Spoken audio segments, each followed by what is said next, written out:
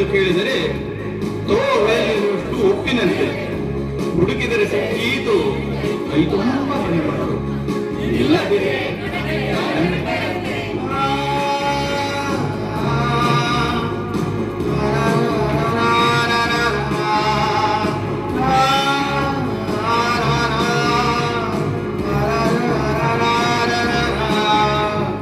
ಇತಿಹಾಸದಲ್ಲಿ ಕನಸ ವಾಸ್ತವದಿ ಕಲ್ಪನೆಯ ದಿಟದಿದೆ ಪ್ರಮೇಯ ಭೂತ ಕಥೆಯಲ್ಲಿ ಆಟ ಶುರುವಾಗುವುದು.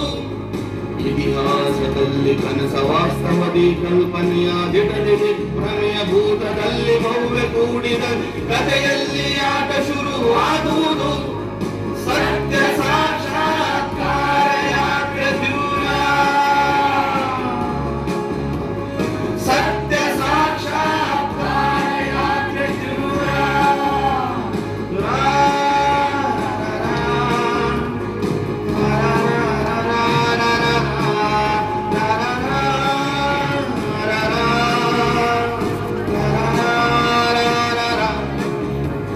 ಪ್ರತಿಯೊಂದು ಲೀಲೆಯಲ್ಲಿ ಪ್ರತಿಯೊಂದು ಮಾಯೆಯಲ್ಲಿ ಸತ್ಯವಿರುವುದು ಸ್ವತಃ ಚರಿತೆಯಷ್ಟೇ.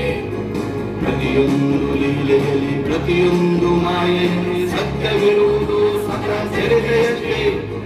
ಒಳಜಗಳವಿರೇ ನೂರು ಸಾವಿರದ ಭ್ರಷ್ಟತನ, ಒಳಜಗಳವಿರೇ ನೂರು ಸಾವಿರದ ಭ್ರಷ್ಟತನ. ಲೆಕ್ಕ ಇಡುವರು ಯಾರು ಐಕ್ಯದಷ್ಟು, ಲೆಕ್ಕ ಇಡುವರು ಯಾರು ಐಕ್ಯದಷ್ಟು.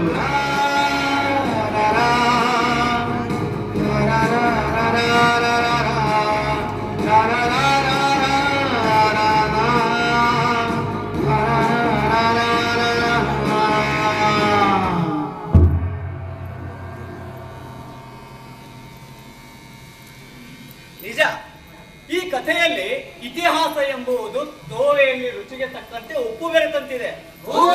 ಹೌದು, ಈ ಕಥೆಯಲ್ಲಿ ನೀವು ಇತಿಹಾಸವನ್ನು ಹುಡುಕಲು ಪ್ರಯತ್ನ ಪಟ್ಟರೆ ನಿಮಗೆ ಮುಷ್ಟಿ ತುಂಬಾ ಸಿಗುವುದು ಉಸುಗು ಅಥವಾ ಕಣಗಿಲ ಗಿಡದ ನೆಂಬೆ ಹಿಡಿದಂತೆ ಅನುಭವವಾಗುತ್ತದೆ.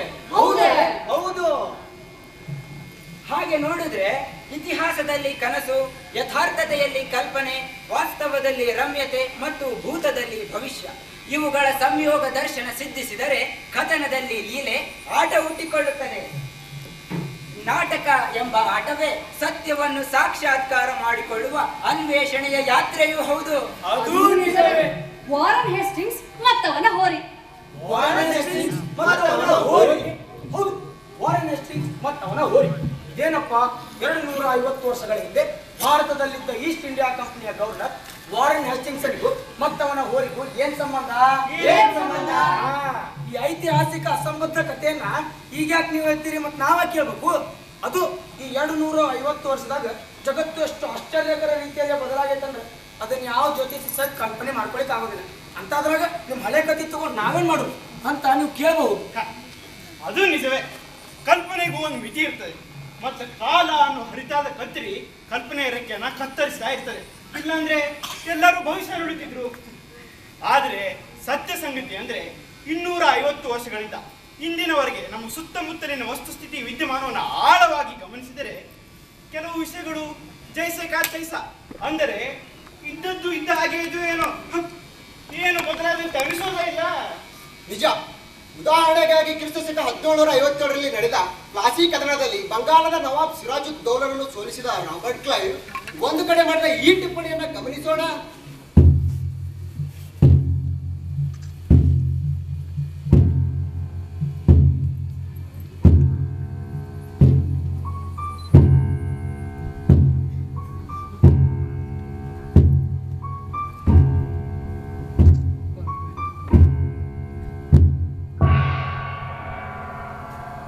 ನೋಡಿ, ನಾನು ಹೇಳೋದೇನೆಂದರೆ ನಮ್ಮ ರಾಜ್ಯದಲ್ಲಿರುವಷ್ಟು ಅರಾಜಕತೆ, ಲಂಚಕೋರತನ, ಭ್ರಷ್ಟತನ, ಕೊಳ್ಳೆ, ಕೊಲೆ, ಸುಲುಗೆ, ದೋಂಬಿಗಳನ್ನ ಬೇರೆ ದೇಶದ ಯಾವ ರಾಜ್ಯದಲ್ಲೂ ನಾನು ನೋಡಿಲ್ಲ. ಭ್ರಷ್ಟ ಸಂಪತ್ತಿನ ಗಣಗೋರ ತಾಂಡವ, ವಿಷಯ ಭೋಗ, ವಿಲಾಸ ಲೋಲುಪತಿಯ ಭೀಷಣ ರೂಪವನ್ನೇ ಎಲ್ಲೆಡೆ ಸೃಷ್ಟಿಸಿಬಿಟ್ಟಿದೆ. ಭ್ರಷ್ಟತನದ ಈ ಸೋಂಕು ಎಲ್ಲ ಇಲಾಖೆಯ ಸದಸ್ಯರಿಗೂ ತಗಲಿಕೊಂಡು ಬಿಟ್ಟಿದೆ. ಸಣ್ಣ ಪುಟ್ಟ ಸೇವಕರು ತಮಗೆ ಸಾಧ್ಯವಿದ್ದಷ್ಟು ಗರಿಷ್ಠ ಹಣವನ್ನು ಲಪಟಾಯಿಸಿ ತನಗಿಂತ ದೊಡ್ಡ ಹುದ್ದೆ ಸೇವಕರು ಮತ್ತು ಅಧಿಕಾರಿಗಳ ಸರಿಸಮ ಶ್ರೀಮಂತರಾಗಲು ಸದಾ ಪ್ರಯತ್ನಿಸುತ್ತಿರುತ್ತಾರೆ. ಅದು ನಿಜವೇ. ಯಾಕೆಂದರೆ ಸಂಪತ್ತಿನ ಸಂಗ್ರಹದಿಂದಲೇ ಎಲ್ಲವನ್ನು ಗಳಿಸಬಲ್ಲ ಶಕ್ತಿ ಬರುತ್ತದೆ, ಅದರಿಂದಲೇ ತಾವು ದೊಡ್ಡ ಮನುಷ್ಯರಾಗ್ತೇವೆ ಎಂದು ತಿಳಿಯುತ್ತಾರೆ. ಅಧಿಕಾರಿಗಳ ಭ್ರಷ್ಟತನದ ಈ ರೋಗ ಮೇಲಿನಿಂದ ಕೆಳಗಿನವರೆಗೂ ಸಾಂಕ್ರಾಮಿಕವಾದದ್ದು. ಪೊಲೀಸ್, ವೈದ್ಯ, ವಕೀಲ, ವ್ಯಾಪಾರಿ ಅಷ್ಟೇ ಏಕೆ ನಮ್ಮ ಚಿಂತಕರಿಗೂ ಸಾಹಿತಿಗಳಿಗೂ ಬೆಳೆದುಕೊಂಡು ಬಿಟ್ಟಿದೆ.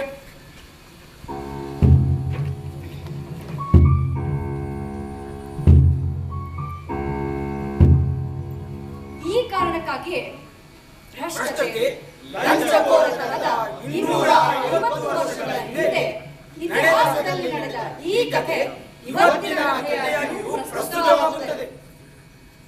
ಇರಲಿ ಸಹೃದಯ, 250 ವರ್ಷಗಳ ಹಿಂದೆ ನಡೆದ ಕಥೆ ಅಂತ ತಿರುಗೋಣ.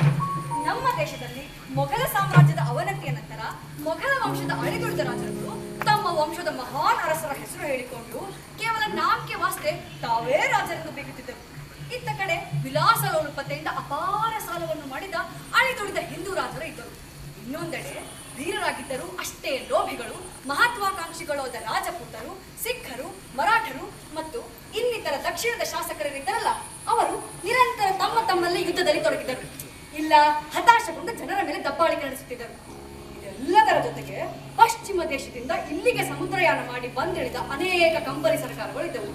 ಕಂಪನಿ ಸರ್ಕಾರದಲ್ಲಿ ಕೆಲಸ ಮಾಡುವ ಆಫೀಸರ್ಗಳಿಂದ ಹಿಡಿದು ಕರ್ಮಚಾರಿಗಳು, ಕಾರ್ಕೂನರವರೆಗೂ ಎಲ್ಲರೂ ಅಚ್ಚ ಬಿಳಿ ಮತ್ತು ಗುಲಾಬಿ ಬಣ್ಣದ ತಗಲಿನವರಾಗಿದ್ದರು.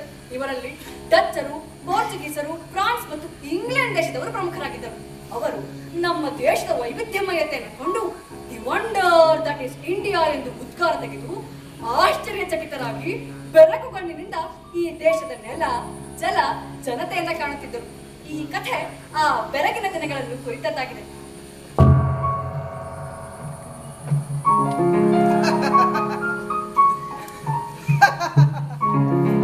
Warren Hastings. ವಾರನ್ ಹೇಸ್ಟಿಂಗ್ಸ್ ನಾನು ಒಂದೊಂದೇ ಹುದ್ದೆಗೆ ಉನ್ನತ ಬಡ್ತಿ ಪಡೆಯುತ್ತಾ 1772ರಲ್ಲಿ ಬಂಗಾಳದ ಜನರಲ್ ಆಗಿದ್ದೆ. ಮತ್ತೆ ಅಷ್ಟೇ ಬಹುಬೇಗ ಬಂಗಾಳದ ಗವರ್ನರ್ ಜನರಲ್ ಕೂಡ ಆದೆ. ಈ regulating act, supreme court, Asiatic society, vernacular printing press ಮತ್ತು ಶ್ರೀಮದ್ ಭಗವದ್ಗೀತೆಯನ್ನ ಇಂಗ್ಲಿಷಿಗೆ ತರ್ಜುಮೆ ಮಾಡಿಸಿದ್ದು ನಾನೇ. ನಾನು ಇಲ್ಲಿಗೆ ಬರುವ ಮುನ್ನ ಕಂಪನಿಯ ಆಡಳಿತದಲ್ಲಿ, ಸ್ವದೇಶಿ ನವಾಬರಲ್ಲಿ ಮತ್ತು ರಾಜರ ಆಡಳಿತದ ಎಲ್ಲ ಸ್ತರಗಳಲ್ಲಿ ಲಂಚ, ಭ್ರಷ್ಟತನ ತಾಂಡವವಾಡುತ್ತಿತ್ತು. ಅದನ್ನ ಸರಿಪಡಿಸಿ ಆಡಳಿತದಲ್ಲಿ ದಕ್ಷತೆಯನ್ನ ತರಲು ನನ್ನನ್ನು ಗವರ್ನರ್ ಜನರಲ್ ಆಗಿ ನಿಯೋಜಿಸಿದರು. ನಾ ಹುದ್ದೆಗೇರಿದಾಗ ಹದಿಹರೆಯದ ಯುವಕ. ಅಂದರೆ 1750ರಿಂದ ಹಿಡಿದು 1770ರವರೆಗೆ ನನ್ನ ಮಧ್ಯ ವಯಸ್ಸಿನ ಮತ್ತು ಯೌವನದ ದಿನಗಳಲ್ಲಿ ಈ ಕಥೆ ಘಟಿಸಿತು ಎಂದು ಹೇಳಬಹುದು.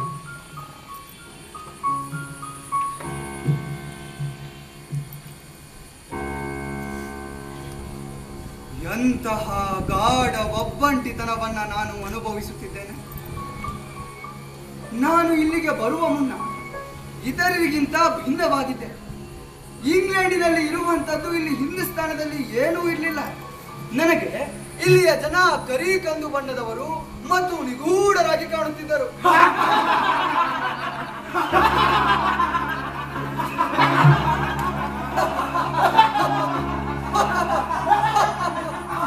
ಹೀಗೆ ದೊಡ್ಡದಾಗಿ ನಗುತ್ತಾ ಪರಸ್ಪರ ಮಾತನಾಡುತ್ತಿದ್ದರೆ ಇವರ ರಕ್ತ ರಂಜಿತ ಹಲ್ಲುಗಳ ಪಂಕ್ತಿ, ಈ ಚೆಹರೆ ಇವೆಲ್ಲ ಗ್ರೀಕ್ ಕಥೆಗಳಲ್ಲಿ ಬರುವ ಭಯಾನಕ ಪಾತ್ರಗಳಂತೆ ನನಗೆ ಕಾಣುತ್ತಿದ್ದರು.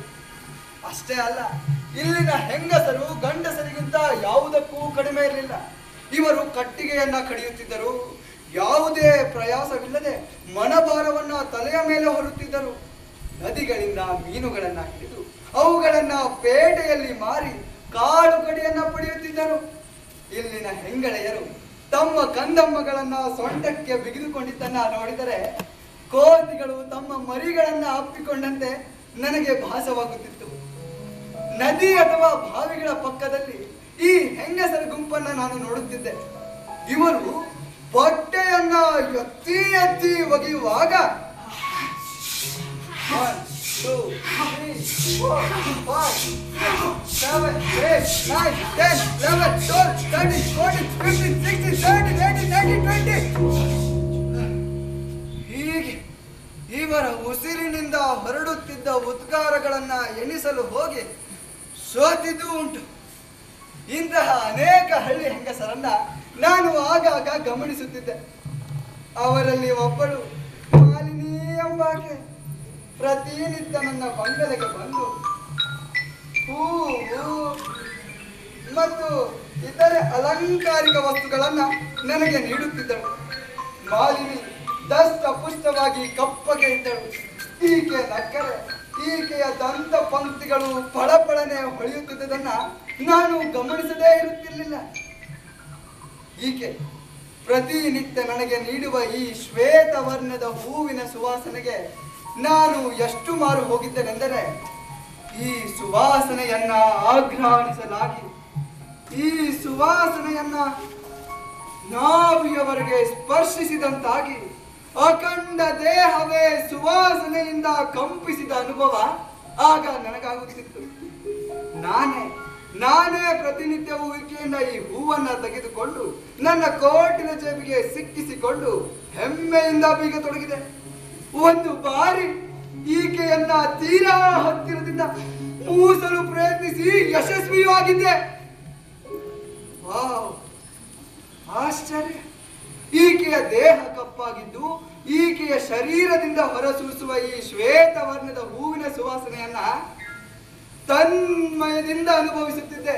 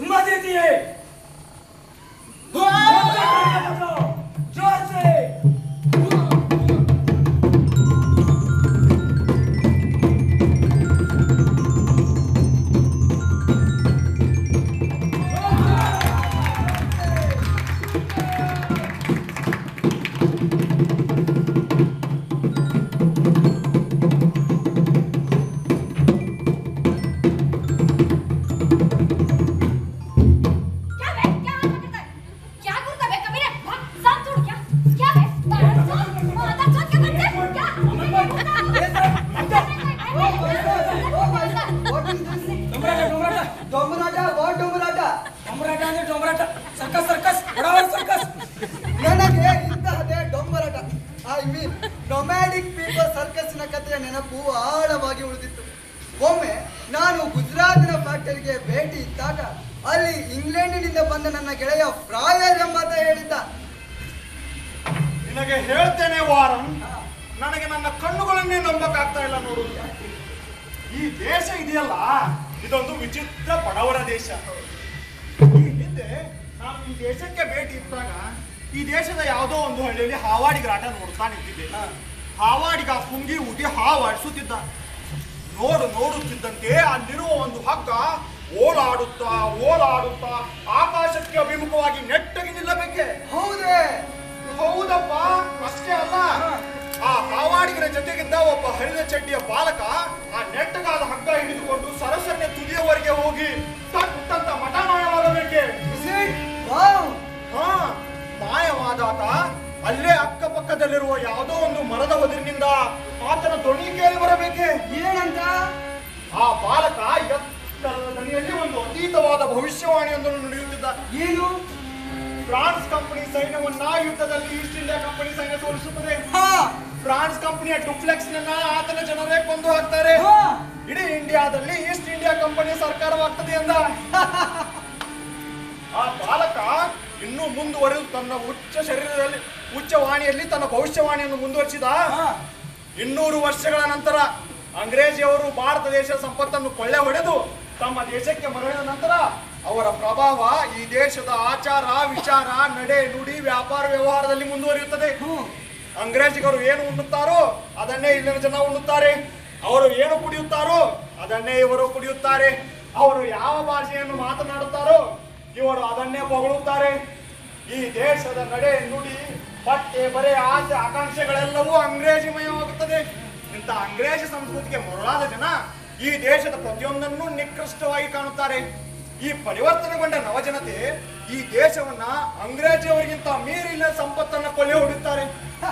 ಇಷ್ಟು ಹೇಳಿ ಆ ಬಾಲಕನ ಕಿಲ್ಲ ಕಿಲ್ಲ ನಗುವಿನ ಧ್ವನಿ ಮರಗಳ ಮಧ್ಯದಲ್ಲಿ ಮಾಯವಾಯಿತು. ಮುಂದೇನಾಯ್ತು? ಅಷ್ಟರಲ್ಲಿ ಆ ಹಾವಾಡಿಗರ ಆಟದ ಜನಜಂಗಳಲ್ಲಿ ನಿಂತಿದ್ದ ನನ್ನ ಬೆನ್ನ ಹಿಂದೆ ಆ ಬಾಲಕ ಪ್ರತ್ಯಕ್ಷನಾದ. ಅಯ್ಯೋ, ನಾನು ಆತನಿಗೆ ಖುಷಿಯಿಂದ 2 ಬೆಳ್ಳಿ ನಾಣ್ಯಗಳನ್ನ ಬಕ್ಷಿಸಾಗಿ ಕೊಟ್ಟೆ. ಆತನು ಖುಷಿಯಿಂದ ನಮ್ರತೆಯಿಂದ ಸಲಾಂ ಹೊಡೆಯುತ್ತಾ ಸ್ವೀಕರಿಸಿದ. ಪಳಗಿಸಿದ ಕೋತಿ ಮಾತು ಕೇಳುತ್ತದಲ್ಲ, ಹಾಗೆ ಈ ಹುಡುಗನು ಕೇಳಬಹುದೆಂದು ನಾನು ಹುಡುಗನನ್ನು ಕೇಳಿದೆ. ಏನಂತ? ಏನಪ್ಪ, ನಾನು ಗವರ್ನರ್ ಜನರಲ್ ಆಗಬಹುದೇ? ಅದು ಗೌಣೇನಂದ. ಅದಕ್ಕ ಹುಡುಗ ಕ್ಷಮಿಸಿ, ಹಗ್ಗ ನೆಲಕ್ಕೆ ಬಿದ್ದ ತಕ್ಷಣ ನಾನು ದಪ್ಪೆಂದು ನೆಲಕ್ಕೆ ಬಿದ್ದೆ. ತಕ್ಷಣ ನನ್ನ ಭವಿಷ್ಯ ನುಡಿಯುವ ಶಕ್ತಿ ಹೋಗಿಬಿಟ್ಟಿರುತ್ತದೆ. ನಾನಿನ್ನು ಭವಿಷ್ಯ ನುಡಿಯಲಾರೆ ಎಂದು ಬಿಟ್ಟ. Friar, don't worry. I will personally recommend you for the promotion. Friar.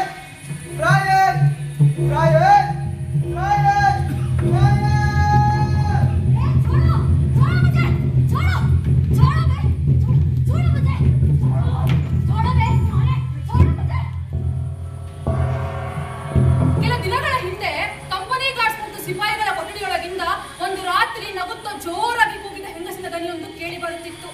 ಈ ದನಿ ಕೇಳಿದ ಹ್ಯಾಸ್ಟಿಂಗ್ಸ್ ಮೆಲ್ಲನೆ ಗೌಪ್ಯದಿಂದ ಆ ಕೊಠಡಿಗಳ ಹತ್ತಿರ ಹೋಗಿ ಇಣುಕಿ ನೋಡಲು ಅಲ್ಲಿ ಆ ಸಿಪಾಯಿಗಳು ಓರ್ವ ಸ್ಥಳೀಯ ಹೆಂಗಸನ್ನ ಹಿಡಿದು ತಂದಿದ್ದರು.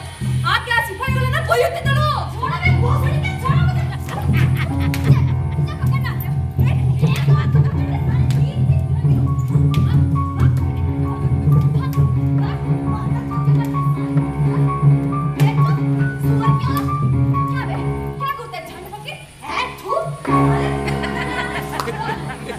ಹ್ಯಾಸ್ಟಿಂಗ್ಸ್ ಕಂಡ ಆ ಹೆಂಗಸು ಏನೋ ಕೆಂಪನೆಯ ವಸ್ತು ಜಗಿಯುತ್ತಿದ್ದದ್ದು ಆಕೆಯ ಬಾಯೆಲ್ಲ ಕೆಂಪಾಗಿತ್ತು. ಆಕೆ ಆ ಜಗಿಯುತ್ತಿದ್ದದನ್ನ ಆಗಾಗ ಉಗಿಯುತ್ತಿದ್ದದ್ದು ಆತನಿಗೆ ರಕ್ತವನ್ನು ಉಗಿಯುತ್ತದಂತೆ ಅನ್ನಿಸಿತು. ಪಾಪ, ಈ ಅಂಗ್ರೇಜಿಯವರಿಗೆ ಅದು ಹೇಗೆ ತಿಳಿಯಬೇಕು? ಅದು ಇಲ್ಲಿಯ ಜನ ಸಾಮಾನ್ಯವಾಗಿ ತಿಂದು ಎಲ್ಲೆಂದರಲ್ಲಿ ಉಗುಳುವ ಎಲೆ ಅಡಿಕೆ ಎಂದು. Oh Jesus, where the hell I am?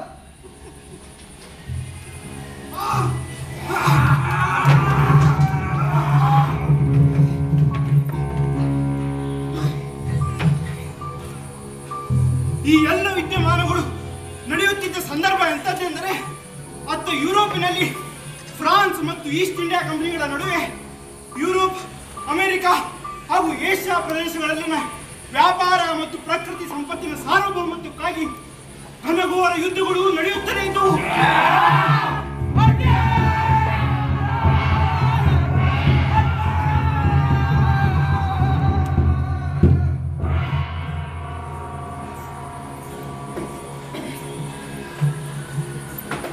ಈ ಜಟಾಪಟಿಯಲ್ಲಿ ಡಚ್ ಮತ್ತು ಪೋರ್ಚುಗಲರು ಆಗಾಗ ಸೇರಿಕೊಳ್ತಿದ್ರು. ಆದರೆ ಅವರು ಫ್ರಾನ್ಸ್ ಮತ್ತು ಈಸ್ಟ್ ಇಂಡಿಯಾ ಕಂಪನಿಗಳಷ್ಟು ಬಲಿಷ್ಠರಾಗಿರಲಿಲ್ಲ. ಈ ದಿನಗಳಲ್ಲಿ ಹೆಸ್ಟಿಂಗ್ಸ್ನ ಗೆಳೆತನ ಗುಂತು ಎಂಬ ಸ್ಥಳೀಯ ಆದಿವಾಸಿ ವ್ಯಕ್ತಿಯೊಂದಿಗೆ ಆಯಿತು. ಸಾಹಿಬ್ ಓರ್ವ ಸಭ್ಯ, ಸರಳ ಮತ್ತು ಭಾವುಕ ವ್ಯಕ್ತಿಯಿಂದ. ಆತ ಚೆಂಡೂರಿ ಎಂಬ ಗ್ರಾಮದಿಂದ ಕಲ್ಕತ್ತೆಗೆ ವಲಸೆ ಬಂದಿದ್ದ. ಆತ ಅತ್ಯಂತ ಆಪ್ತವಾಗಿ ಮತ್ತು ಸುಮಧುರವಾಗಿ ವಾರನ್ ಹೆಸ್ಟಿಂಗ್ಸ್ಗೆ ಅರಿಯದ ಭಾಷೆಯಲ್ಲಿ ಹಾಡು ಹಾಡುತ್ತಿದ್ದ. ಹೆಸ್ಟಿಂಗ್ಸ್ಗೆ ಗುಂತು ಹಾಡುವ ಭಾಷೆ ಗೊತ್ತಾಗುತ್ತಿದ್ದಿಲ್ಲವಾದರೂ ಆತನು ಸುಮಧುರವಾದ ಹಾಡಿನ ಇಂಪಿಗೆ ಮೋಹಿತನಾಗಿದ್ದ.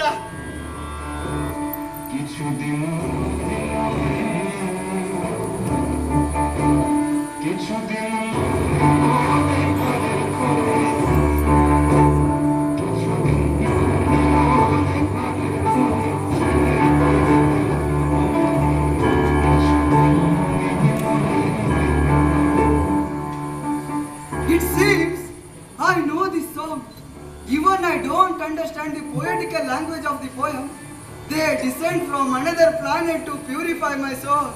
ಬುದ್ಧು, ಇದು ಯಾವ ಹಾಡು, ಯಾವ ಭಾಷೆ? ಸಾಹಿಬ್, ಇದು ಬೌದ್ಧ ಹಾಡು. ನಮ್ಮಲ್ಲಿರುವ ಹಿಂದೂ ಮುಸ್ಲಿಂ ಬಾಂಧವ್ಯದ ಪರಿಚಾರಕರಾದ ಸೂಫಿ ಸಂತರು ಈ ಹಾಡುಗಳನ್ನು ಹಾಡುತ್ತಾರೆ.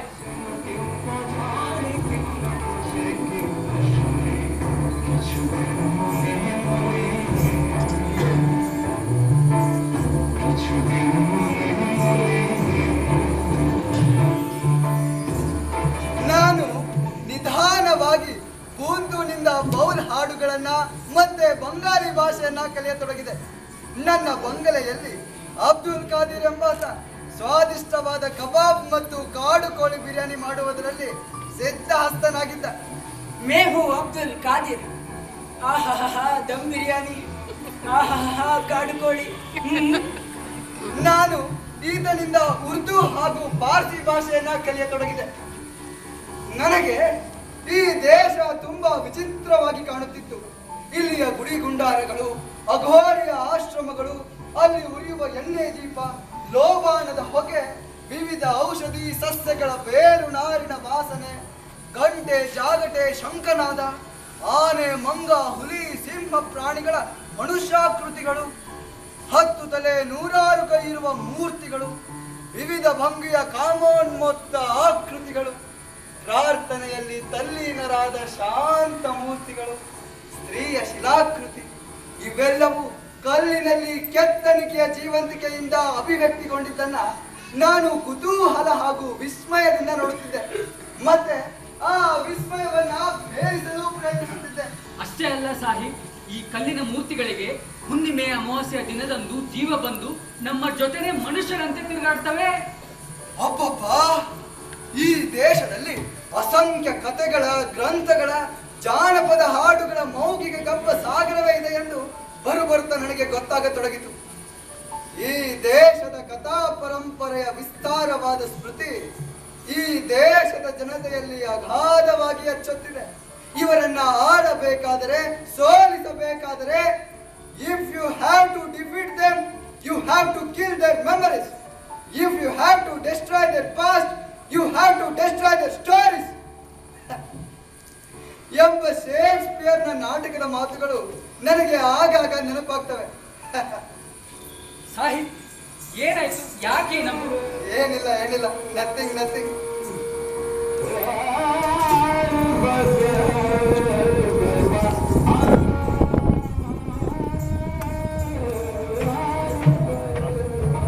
ವಸಂತ ಋತುವಿನ ಆಗಮನ.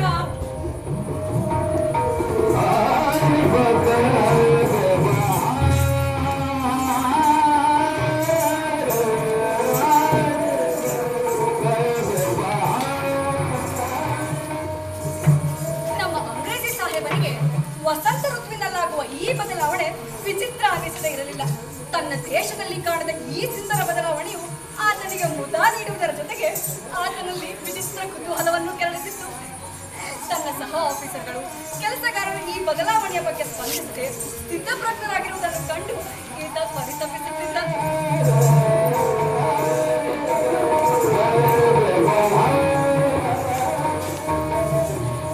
ಇಂಗ್ಲೆಂಡಿನಿಂದ ಈಸ್ಟ್ ಇಂಡಿಯಾ ಕಂಪನಿಗೆ ಬರುವ ಹಿರಿಯ ಅಧಿಕಾರಿಗಳಿಂದ ಹಿಡಿದು ಕಿರಿಯ ಸಾದಾ ಕೆಲಸಗಾರರ ಬಗ್ಗೆ ವಿಚಿತ್ರ ಅನಿಸುತ್ತಿತ್ತು.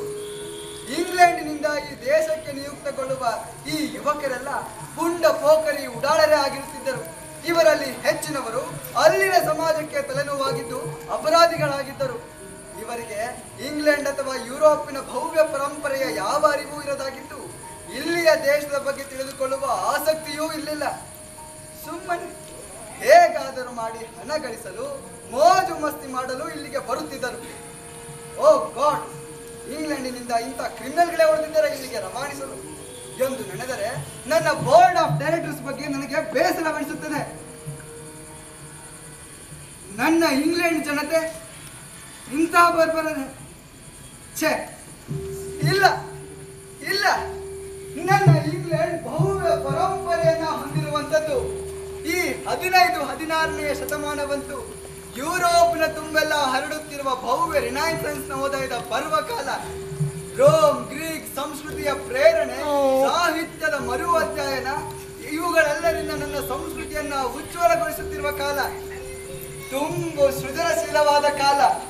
ಹೋಮರ್, ಚಾಸರ್, ದಾಂತೆ, ಶೇಕ್ಸ್ಪಿಯರ್ನಂತಹ ಮೇರು ಕವಿಗಳ ಉಕ್ತಿಗಳು ಅಲ್ಲಿ ಪ್ರತಿಧ್ವನಿಸುತ್ತಿದ್ದ ಕಾಲ.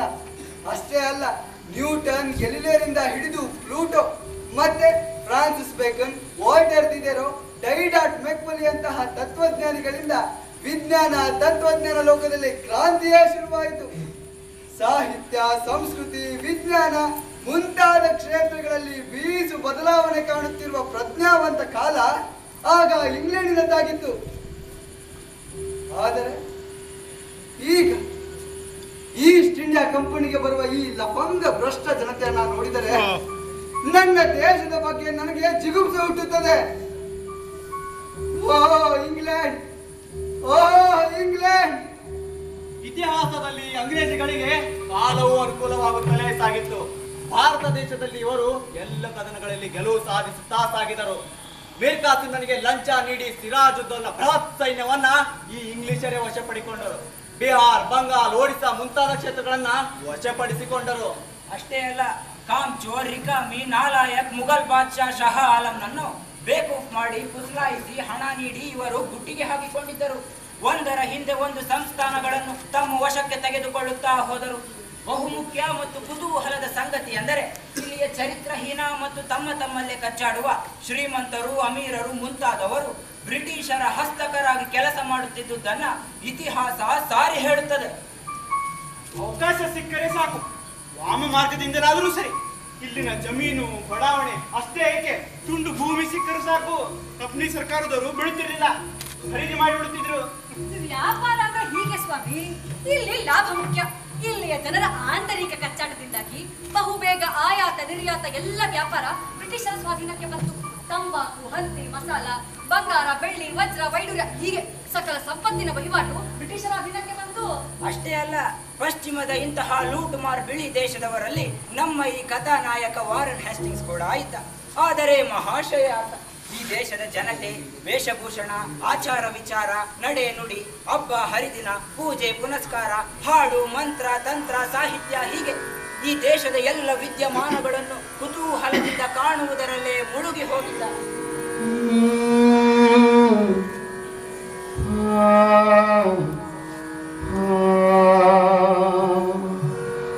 ಹರಿಸೇವ ಭಣಿತ ಪರಮ ರಮಣೀಯಂ ಪ್ರಮುದಿತ ಹೃದಯ ಪರಿಮಿತ ಸದಯಂ ನಮತ ಸುಕೃತ ಕಮನೀಯಂ ಧೀರೆ ಸಮೀರೆ ಯಮುನಾ ತೀರೆ ವಸತಿ ವನಮಾಲೆ ಗೋಪಿ ಪೀನ ಪಯೋಧರ ಮರ್ದನ ಚಂದ की करी उपाय कहत पिया कहत पिया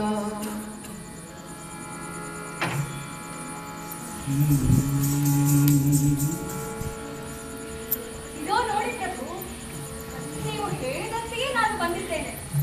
ಒಂದೆರಡು ಮಾತನಾಡಿ. ಕುಂತು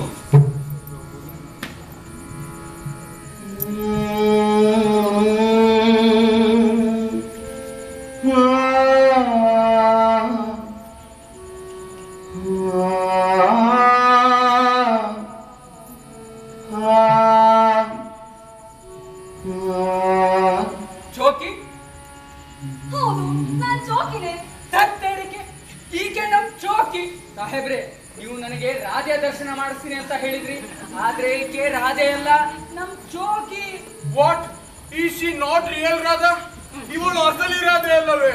ಅಸಲಿನೋ ನಕಲಿನೋ ಅದನ್ನ ತಗೊಂಡ್ ನೀವೇನ್ ಮಾಡ್ತೀರಿ? ನಿಮ್ಗ ಆ ಹುಡುಗಿ ಇಷ್ಟನಾ? ಮೊದಲು ನನಗೆ ಅದನ್ನ ಹೇಳಿ. ಆಗ್ತಾಳೆ ಇಷ್ಟ ಆಗ್ತಾಳೆ ಅಂದ್ರೆ ಮುಗೀತು. ಈಕೆನೆ ರಾಧೆ, ನೀವೇ ಕೃಷ್ಣ ಕನ್ಹಯ್ಯ. ನಿತ್ಯ ನಿತ್ಯ ಮಹಾನಿತ್ಯ ತೀನಿ ನಿತ್ಯ ಕಹಿ ಸ್ಥಾನೇ ರಾಧಾ ಕೃಷ್ಣರಹಿ. ಇನ್ನು ನಾನು ಹೆಚ್ಚು ಹೊತ್ತಿಲ್ಲಿದ್ರೆ ಕೆಲಸ ಕೆಡ್ತದೆ, ಮತ್ತದು ಸರಿನೂ ಅಲ್ಲ. ಚೋಕಿ, ಇನ್ನು ನಾನು ನಿನ್ ತಡೆದು ಪ್ರಯೋಜನವಿಲ್ಲ. ಪ್ರತಿದಿನ ಯಾವ ಚೇಷ್ಟೆಗಳನ್ನ ಸಾಹೇಬ್ರ ಜೊತೆ ಆಡ್ಬೇಕನ್ನಿಸ್ತದೆಯೋ ಅದನ್ನ ಎಲ್ಲ ಆಡು.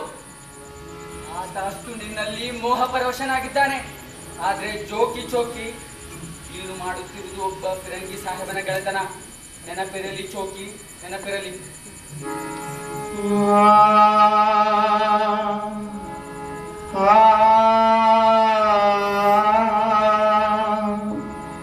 कातर नयना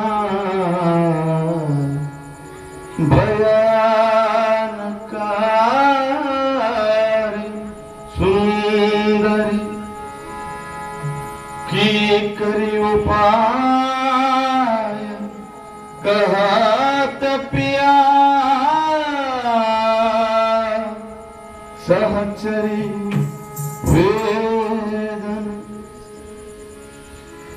ಬಾಪ್ರೆ, ಈ ಎತ್ತರದ ಬಿಳಿ ಗವರ್ನರ್, ಬೆಣ್ಣೆಯಂತಹ ಮನುಷ್ಯನ ಕರಸ್ಪರ್ಶ.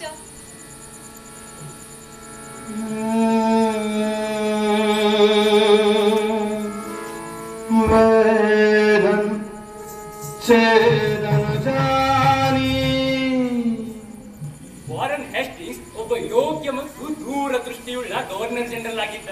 ಆದರೆ ಆತನ ಪ್ರೇಮ ಲೀಲೆಗಳು ಮತ್ತು ಭಾರತೀಯ ದೇಶದ ಬಗ್ಗೆ ಆತನಿಗಿದ್ದ ಓರಿಯೆಂಟಲಿಸಂ ಆಸಕ್ತಿ ಹಾಗೂ ವಿಲಕ್ಷಣ ಕುತೂಹಲದಿಂದಾಗಿ ಪಾಪ ಇಂಗ್ಲೆಂಡಿನ ಬೋರ್ಡ್ ಆಫ್ ಡೈರೆಕ್ಟರ್ಸ್ ಆತನ ಕಾರ್ಯಕ್ಷಮತೆ ಬಗ್ಗೆ ಗುಮಾನೆ ತಾಳಿ ಹ್ಯಾವೆಲ್ ಮತ್ತು ಸ್ಟ್ರೇಜಿ ಎಂಬ ಗೂಢಚಾರರನ್ನು ನೇಮಿಸಿ ಆತನ ಮೇಲೆ ಕಣ್ಣಿಡಲು ಸೂಚಿಸಿದರು. ಈ ಗುಪ್ತಚಾರರು ವಾರನ್ ಹೇಸ್ಟಿಂಗ್ಸ್ ಮತ್ತು ಆತನ ಸೇವಕಿಯಾದ ಸುಂದರಿ ಚೂಕಿ ಇವರಿರುವರ ಪ್ರೇಮ ಪ್ರಕರಣವನ್ನು ವಿವರವಾಗಿ ದಾಖಲಿಸಿ ಇಂಗ್ಲೆಂಡಿನ ಬೋರ್ಡ್ ಆಫ್ ಡೈರೆಕ್ಟರ್ಸ್ ಗಳಿಗೆ ರವಾನಿಸಿದರು. ಆ ವರದಿ ಇಂತಿತ್ತು. ಮಿಸ್ಟರ್ ಹಾವರ್ಸ್, ವರದಿಯನ್ನ ಹೀಗೆ ಶುರು ಮಾಡಿದ್ರೆ ಹೇಗೆ? ಇತ್ತೀಚೆಗೆ ನಮ್ಮ ಗವರ್ನರ್ ಜನರಲ್ ವಾರನ್ ಹೇಸ್ಟಿಂಗ್ಸರಿಗೆ ಆಡಳಿತದಲ್ಲಿ ಏಕಾಗ್ರತೆ ಕಡಿಮೆ ಆಗ್ತಾ ಇದೆ. ಮಹಾಶಯರು ಪ್ರತಿನಿತ್ಯ ತಮ್ಮ ಸಂಜೆಯ ಸಮಯವನ್ನ ಓರ್ವ ಸ್ಥಳೀಯ ತರುಣಿ ಚೋಕಿ ಎಂಬಾಕೆಯೊಡನೆ ಕಾಲಹರಣ ಮಾಡುತ್ತಾರೆ. ಆ ಚೋಕಿ ಯಾರು ಅಂದರೆ 1757ರಲ್ಲಿ ಪ್ಲಾಸಿ ಕದನವಾಯಿತು. ಆ ಕಾಳಗದಲ್ಲಿ ಸಿರಾಜುದ್ದೌಲ್ನ ಸೈನ್ಯದಲ್ಲಿದ್ದ ಮೀರ್ ಮದಾನ್ ಮತ್ತು ಮೋಹನ್ ಲಾಲ್ ಎಂಬ ಇಬ್ಬರು ಯೋಧರಿಗೆ ಅಂಗ್ರೇಜಿಗರು ಯುದ್ಧದಲ್ಲಿ ತಮಗೆ ಸಹಕರಿಸಲು ಎಷ್ಟೇ ಆಸೆ ಆಮಿಷ ಒಡ್ಡಿದರೂ ಅವರ ಯಾವ ಕುತಂತ್ರಕ್ಕೂ ಬಲಿಯಾಗದೆ ಕೊನೆಯವರೆಗೂ ಸ್ವಾಮಿ ನಿಷ್ಠೆಯನ್ನು ಕಾದುಕೊಂಡು ಕಂಪನಿ ಸೈನ್ಯದ ವಿರುದ್ಧ ಹೋರಾಡಿದರು. ಕಂಪನಿ ಸರ್ಕಾರದ ವಿರುದ್ಧ ಹೋರಾಡಿದರು. ಯುದ್ಧದಲ್ಲಿ ಅವರೀರ್ವರನ್ನ ಲಾರ್ಡ್ ಕ್ಲೈವ್ ಮೋಸದಿಂದ ಕೊಂದು ಹಾಕಿದ. ಮುಂದೆ ವೀರ ಮರಣ ಹೊಂದಿದ ಮೋಹನ್ ಲಾಲ್ ಪರಿವಾರವನ್ನು ರಾಯ ದುರ್ಲಭ ಮತ್ತು ಮೀರ್ ಜಾಫರ್ ಇಬ್ಬರು ಸೇರಿ ಕೊಲ್ಲಿಸಿದರು. ಈ ದಾರುಣ ಘಟನೆಯಲ್ಲಿ 3 ವರ್ಷದ ಬಾಲಕಿ ಮಾತ್ರ ಉಳಿದುಕೊಂಡಳು. ಆಕೆ ಉಳಿದಿದ್ದು ಅವರ ಪರಿವಾರದಲ್ಲಿ ಕೆಲಸ ಮಾಡುವ ಓರ್ವ ಆದಿವಾಸಿ ಹೆಂಗಸಿನ ಸಮಯ ಪ್ರಜ್ಞೆ ಮತ್ತು ಚಾಲಾಕಿತನದಿಂದ. ಆ ಹೆಂಗಸು ಮುಂದೆ ಓರ್ವ ಬಹುರೂಪಿ ನಟಜಾತಿಯವಳನ್ನ ಮದುವೆಯಾದಳು. ಮತ್ತೆ ಈ 3 ವರ್ಷದ ಬಾಲಕಿ ಅವರ ಜೊತೆಗೆ ಬೆಳೆದಳು. ಆ ಹುಡುಗಿ ಅವರ ಜೊತೆಗೆ ಇರುತ್ತಾ ನೃತ್ಯ ಅಭಿನಯ ಕಲಿತುಕೊಂಡಳು. ಆ ಹುಡುಗಿಯೇ ಈಗ ನಮ್ಮ ಗವರ್ನರ್ ಬಂಗಲೆಯಲ್ಲಿ ಕೆಲಸ ಮಾಡುತ್ತಿದ್ದು, ಆಕೆ ನಮ್ಮ ಗವರ್ನರ್ನ ದಾಸಿ ಮತ್ತು ಪ್ರೇಯಸಿಯಾದ ಚೋಕಿ. ಮೂಲತಃ ಆಕೆ ನಟನಿ ಜಾತಿಯವಳಲ್ಲ. ಪ್ಲಾಸಿ ಕದನದಲ್ಲಿ ಹುತಾತ್ಮನಾದ ನವಾಬ್ ಸಿರಾಜುದ್ದೌಲ್ನ ನಂಬಿಕಸ್ಥ ಬಂಟ ಯೋಧ ವೀರ್ ಮೋಹನ್ ಲಾಲ್ನ ಮಗಳು.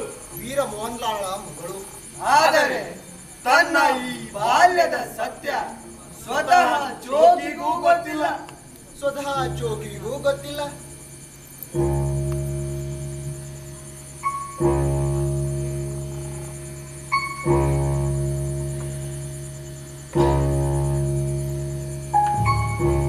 ಇದನ್ನ ಬೇಗನೆ ಇಂಗ್ಲೆಂಡ್ಗೆ ರವಾನಿಸು.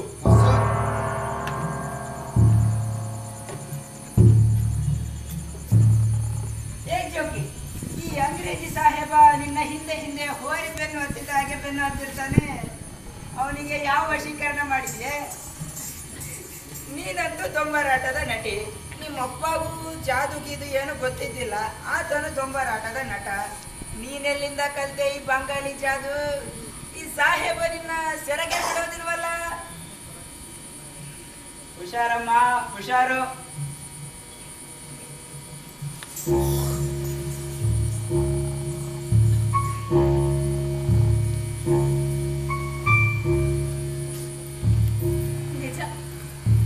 ನನ್ನ ಜೀವನದಲ್ಲಾದ ಈ ಬದಲಾವಣೆಯ ಬಗ್ಗೆ ನನಗೆ ಆಶ್ಚರ್ಯವಿತ್ತು. ಹಿಂದೆ ನಾನು ಅಪ್ಪನೊಂದಿಗೆ ಡೊಂಬರಾಟ ಮಾಡುತ್ತಿದ್ದ ದಿನಗಳಲ್ಲಿ ಉಪವಾಸದಲ್ಲಿ ಎಷ್ಟೋ ದಿನಗಳನ್ನು ಕಳೆದಿದ್ದೇನೆ. ಬಂಬಿಗೆ ಬಿಗಿದ ಹಗ್ಗದ ಮೇಲೆ ದೇಹದ ಸಮತೋಲನವನ್ನ ಮಾಡಿಕೊಂಡು ನಡೆಯುವುದು, ಕತ್ತಿಯಿಂದ ಸಿಕ್ಕಿಸಿದ ವೃತ್ತದಿಂದ ಎದೆಗೆ ತಾಗದಂತೆ ನಗೆಯುವುದು, ಸುತ್ತ ಸುತ್ತ ನಿಂತ ಜನರ ಚಪ್ಪಾಳೆಗಿಟ್ಟಿಸಿಕೊಂಡು ಅವರ ಮುಂದೆ ಕೈ ಚಾಚಿ ಪಾತ್ರೆ ಹಿಡಿದು ಅಂದು ಅವರು ಅದರಲ್ಲಿ ಹಾಕಿದ ದುಡ್ಡಿನಿಂದ ಹೊಟ್ಟೆಗೆ ಇಟ್ಟುಕೊಳ್ಳಬೇಕಾಗಿತ್ತು. ಆದರೆ ಈಗ ಈ ಅಂಗ್ರೇಸಿ ಸಾಹೇಬನಿಂದಾಗಿ ನನ್ನ ಬಳಿ ಅಂಥ ಯಾವ ಕಷ್ಟಗಳೂ ಇಲ್ಲ. ನನಗೆ ಗೊತ್ತು, ನಾನು ಎಂದಿಗೂ ಈ ಅಂಗ್ರೇಸಿ ಸಾಹೇಬನನ್ನು ಮದುವೆಯಾಗಿ ಆತನ ರಾಣಿಯಾಗಲು ಸಾಧ್ಯವಿಲ್ಲ ಎಂದು. ಆದರೇನಾಯಿತು, ಕೃಷ್ಣ ಕೂಡ ರಾಧೆಯನ್ನು ಮದುವೆಯಾಗಿರಲಿಲ್ಲ ತಾನೆ?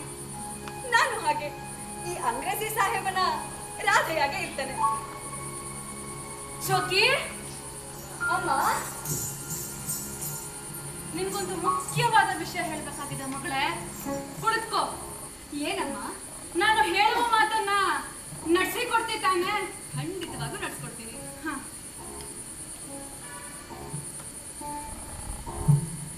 ಮಗಳೇ, ನಿನ್ನ ಮತ್ತು ಆ ಅಂಗ್ರೇಜಿ ಸಾಹೇಬನ ಸಂಬಂಧ ಎಲ್ಲವೂ ನನಗೆ ತಿಳಿದಿದೆ. ನೀನು ಆತನ ಸ್ನೇಹ ಮಾಡಿದ್ದರಲ್ಲಿ ಯಾವ ತಪ್ಪೂ ಇಲ್ಲ. ಒಟ್ಟಿನಲ್ಲಿ ನೀನು ಸುಖ ಸಂತೋಷದಿಂದ ಇರಬೇಕು ಅಷ್ಟೇ. ಆದರೆ ಮಗಳೇ, ಜೋಕೆ ಈ ಬಡ ಜೋಕೆ ಅಮ್ಮ, ನಾನು ಅವರನ್ನು ಪ್ರೀತಿಸುತ್ತೇನೆ, ಅವರು ನನ್ನನ್ನು ಪ್ರೀತಿಸುತ್ತಾರೆ ಅಮ್ಮ. ನನ್ನನ್ನು ತಮ್ಮ ರಾಧೆ ಎಂದು ಹೇಳುತ್ತಾರೆ ಅಮ್ಮ. ಹುಚ್ಚು ಮಾತು. ಇಲ್ಲ ಅಮ್ಮ, ಇಲ್ಲ. ನನ್ನ ಮಾತಿನಲ್ಲಿ ನಿನಗೆ ವಿಶ್ವಾಸವಾಗದಿದ್ದರೆ These kettles, they have their own proper names. ನಾನು ದನಗಳನ್ನು ಸಾಕಿದ್ದೇನೆ. ಕಂಪನಿಯ ಕಾರ್ಯ ನಿಮಿತ್ತ ಬಂಗಲೆಯಿಂದ ಹೊರಗಡೆ ಹೋದರೆ ಜೋಕಿಗಿಂತ ಈ ದನಗಳೇ ಹೆಚ್ಚು ದುಃಖಿತಗೊಂಡು ಮೋಡಿ ಮಾಡುವ ಶ್ರುತಿ ಮತ್ತು ಲಯ, ಪ್ರತಿ ಶಬ್ದವು ಕಿರುಗಂಟೆಯ ನಿನಾದ. ಬೂತು ಬೂತು, ನನ್ನನ್ನ ನಿನ್ನ ಹಳ್ಳಿ ಕೆಂಡುಲಿಗೆ ಕರೆದುಕೊಂಡು ಹೋಗು. ನನಗೆ ನಿನ್ನ ಹಳ್ಳಿಯನ್ನ ನೋಡಬೇಕೆಂದು ತುಂಬಾ ಆಸೆ ಆಗ್ತಿದೆ. ಕರೆದುಕೊಂಡು ಹೋಗ್ತೀಯಾ? ಸಾಹಿಬ್, ನನಗೇ ನನ್ನ ಹಳ್ಳಿ ಯಾವುದೆಂದು ಗೊತ್ತಿಲ್ಲ. ಬಹಳ ದಿನಗಳ ಹಿಂದೆ ಓರ್ವ ಬ್ರಾಹ್ಮಣ ಹೇಳುತ್ತಿದ್ದ, ಮೊದಲು ನಮ್ಮ ಹಳ್ಳಿ ಕೆಂದುಬಿಲ್ವ ಅಂತಿತ್ತಂತೆ. ಅದೇ ಬರುತ್ತಾ ಅಪಭ್ರಂಶವಾಗಿ ಕೆಂಡುಲಿ ಅಂತಾಯಿತಂತೆ. ಇದೇ ಕೆಂಡುಲಿಯಲ್ಲಿ ನಮ್ಮ ಕವಿ ಜಯದೇವನ ಜನ್ಮವೂ ಆಯಿತಂತೆ. ಇದೇ ಹೆಸರಿನ ಹಳ್ಳಿಗಳು ಬಂಗಾಲದ ಸಿಂಹಭೂಮಿ, ಢಾಕಾ, ಬಿಹಾರ್, ಮಿಥಿಲಾ ಪ್ರದೇಶಗಳಲ್ಲಿಯೂ ಇವೆಯಂತೆ. ಇದರಲ್ಲಿ ನನ್ನ ಹಳ್ಳಿ ಯಾವುದೆಂದು ನನಗೆ ಗೊತ್ತಿಲ್ಲ. ಏಕೆಂದರೆ ಈ ಹಳ್ಳಿಯ ಪ್ರತಿಯೊಬ್ಬರು ಕವಿ ಜಯದೇವ ತಮ್ಮ ಹಳ್ಳಿಯಲ್ಲೇ ಹುಟ್ಟಿದ ಎಂದು ಹೇಳುತ್ತಾರೆ. ಹಾಗಾಗಿ ಇದರಲ್ಲಿ ನನ್ನ ಹಳ್ಳಿ ಯಾವುದೆಂದು ನಾನು ಹೇಗೆ ತಿಳಿಯಲಿ? ನೀನ್ ಹೇಳೋದು ನಿಜ. ನಿನ್ನ ಹಳ್ಳಿ ಎಲ್ಲಿದೆ ಎಂಬುದನ್ನ ಗುರುತಿಸುವುದೇ ಅಸಾಧ್ಯ. ಏಕೆಂದರೆ ನಿಮ್ಮ ಹಿಂದೂಸ್ತಾನಿಗಳಿಗೆ ನಕ್ಷೆ ಎಂಬುದೇ ಇಲ್ಲ. How strange! India exists without a map. Somewhere in the soul and mind of this mysterious inhabitant. ನಕ್ಷೆ ಇಲ್ಲದ ಇದು ಒಂದು ದೇಶ. ಸಾಹಿಬ್, ಏನದು ನಕ್ಷೆ, ಮ್ಯಾಪ್? ಏನಿಲ್ಲ. ನೀನು ಕೃಷ್ಣ ಪರಮಾತ್ಮ ಮತ್ತು ಜಯದೇವನ ಕಥೆ ಹೇಳಿಸಿದ್ಯಲ್ಲ ಸಾಹಿಬ್, ಕೆಲ ದಶಕಗಳ ಹಿಂದೆ ಬಂಗಾಲದಲ್ಲಿ ಚೈತನ್ಯ ಮಹಾಪ್ರಭುಗಳು ಕೃಷ್ಣ ಕಥಾನಕವನ್ನ ಕೀರ್ತನ ಮಾಡಿ ಹಳ್ಳಿ ಓಣಿಗಳಲ್ಲಿ ಹಾಡುತ್ತಾ ಕುಣಿಯುತ್ತಾ ತಿರುಗುತ್ತಿದ್ದರು. ಬಂಗಾಲದ ಜನತೆ ಕೃಷ್ಣ ಕಥನಕ್ಕೆ ಇನ್ನಿಲ್ಲದಂತೆ ಆಕರ್ಷಿತರಾಗಿದ್ದರು. ನಮ್ಮ ಕೃಷ್ಣ ಬೇಡನಿಂದ ಹತನಾದರೂ ಹೇಗೆ ಜೀವಂತವಾಗಿದ್ದಾನೋ ಹಾಗೆ ಯಾರಿಗೆ ತರಾವರಿ ಕಥೆಗಳಿಲ್ಲವೋ ಅವರಿಗೆ ಮಾತ್ರ ಸಾವು. ನಮ್ಮ ಕೃಷ್ಣನಿಗೆ ಅನಂತ ಕಥೆಗಳಿವೆ. ಹಾಗಾಗಿ ಕೃಷ್ಣನಿಗೆ ಸಾವೇ ಇಲ್ಲ. ನಮ್ಮ ಕವಿ ಜಯದೇವನ ಮನೆಯಲ್ಲಿ ಈಗಲೂ ಒಂದು ಕೃಷ್ಣನ ಮೂರ್ತಿ ಇದೆ. ಆ ಕೃಷ್ಣನ ಕರದಲ್ಲಿ ದರ್ಭೆಯಿಂದ ಮಾಡಿದ ಹಗ್ಗದ ತುಣುಕೊಂದಿದೆ. ಈ ದರ್ಭೆಯ ಹಗ್ಗದಿಂದಲೇ ಕೃಷ್ಣ ಜಯದೇವನ ಗುಡಿಸಲನ್ನು ಅಳತೆ ಮಾಡಿ ಕಟ್ಟಿದನಂತೆ. ಪುರಾಣ ಪುರುಷ ಓರ್ವ ದೇವತೆ, ಆತನ ಕೈಯಲ್ಲಿ ಅಳತೆ ಮಾಡುವ ಒಂದು ದರ್ಭೆಯ ಹಗ್ಗ, ಅದು ಇನ್ನೂ ಭೌತಿಕ ಸ್ಥಿತಿಯಲ್ಲಿ ಜೀವಂತ. ಏನಿದು? ಇಷ್ಟೆಲ್ಲ ಸದೃಶ ಕೃಷ್ಣ ಕಥಾನಕಗಳನ್ನ ಕೇಳುತ್ತಿದ್ದರೆ ಈ ಕೃಷ್ಣ ನಮ್ಮ ಕ್ರಿಸ್ತನಾಗಿರಬಾರದೇಕೆ? ಇಲ್ಲಿ ಅಂದರೆ ಜಯದೇವನ ಮನೆಯ ಹತ್ತಿರ ಒಂದು ಸೇಬು ಹಣ್ಣಿನ ಗಿಡ ಬೇಕಿರಬಾರದು, ಅದನ್ನ ನಮ್ಮ ಆಡಮ್ಮೆಗೆ ತಿಂದಿರಬಾರದು. ಸಾಹಿಬ್, ಏನದು ಕೃಷ್ಣ ಕ್ರಿಸ್ತ? ಏನಿಲ್ಲ, ಏನೂ ಇಲ್ಲ. ನೀನು ನಿನ್ನ ಕಥೆಯನ್ನ ಮುಂದುವರಿಸು. ಕೃಷ್ಣ ಕೊಳಲು ವಾರಿಸ್ತಾ ಇದ್ದ, ದನ ಕಾಯುತ್ತಿದ್ದ. ಕೃಷ್ಣನ ಕೊಳಲಿನ ದನಿ ಕೇಳಿ ದನಕರಗಳು ಹಾಗೆ ಓಡೋಡಿ ಬರುತ್ತಿದ್ದವು. ಇನ್ನು ಗೋಪಿಕಾ ಸ್ತ್ರೀಯರು ಆತನ ಕೊಳಲಿನ ನಾದಕ್ಕೆ ಇನ್ನಿಲ್ಲದಂತೆ ಆಕರ್ಷಿತರಾಗಿ ಹಾಗೆ ಓಡೋಡಿ ಬರುತ್ತಿದ್ದರು. ಕೊಳಲಿನ ದನಿಗೆ ದನಗಳ ಮತ್ತು ಹೆಂಗೆಳೆಯರ ಆಕರ್ಷಣೆ. ಸಾಹಿಬ್, ನಮ್ಮ ಕೃಷ್ಣನ ಚಮತ್ಕಾರ ಏನೆಂತ ವರ್ಣಿಸಲಿ. ಒಂದು ದಿನ ಕವಿವರೆಯನ್ನ ಜಯದೇವ ನಸುಕಿನಲ್ಲಿ ಎದ್ದು ಗೀತ ಗೋವಿಂದ ಬರೀಲಿಕ್ಕೆ ಕುಂತ. ಬರೀತಾ ಮಧ್ಯಾಹ್ನ ಅಟ್ಕಾಯಿಸ್ಕೊಂಡ್ಬಿಟ್ನಂತೆ. ಪದ್ಯ ಮುಂದ ಹೋಗ್ಬಲ್ದು, ಎಲ್ಲ ಖಾಲಿ ಅನಿಸತೊಡಗಿತಂತೆ. ಕಲ್ಪನಾ ವಿಲಾಸದಲ್ಲಿ ಶಬ್ದಗಳೇ ಸಿಗಲಲ್ವು. ಶಬ್ದ ನಿಶಬ್ದ. ದಿನ ಕಳೆದವು, ತಿಂಗಳು ಕಳೆದವು. ಪಾಂಡುಲಿಪಿ ಕಂಠಪತ್ರದಲ್ಲಿ ಮೂಡಿದ ಪದ್ಯ ಅರ್ಧಕ್ಕೆ ನಿಂತು ಹೋಗಿಬಿಟ್ಟಿದೆ. ಸ್ಥಳ ಕಮಲ ಗಂಜನಂ ಮಮ ಹೃದಯ ರಂಜನಂ ಜನಿತರತಿ ತರಂಗ ಪರಭಾಗಂ ಫನಮಸುನವಾನಿ ಕರವಾನಿ ಚರಣದ್ವಯಂ ಸರಸಲದಲತ್ತರಾಗಂ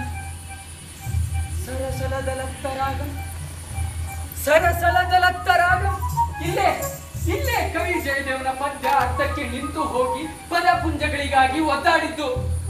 ಪದ್ಯದ ಪದಗಳು ಸಿಗದೆ ಪದ್ಯದ ಸೆಲೆ ನಿಂತು ಹೋಗಿದ್ದು. ಒಂದು ದಿನ ಕವಿ ಜಯದೇವ ತಾ ಬರೆದ ಪಾಂಡುಲಿಪಿ ಕಂಠಪತ್ರವನ್ನ ನೋಡುತ್ತಾನೆ. ಪಾಂಡುಲಿಪಿ ಕಂಠಪತ್ರದಲ್ಲಿ ವಿಭಿನ್ನ ಅಕ್ಷರಗಳು ಬಂದು ಕುಂತಿವೆ.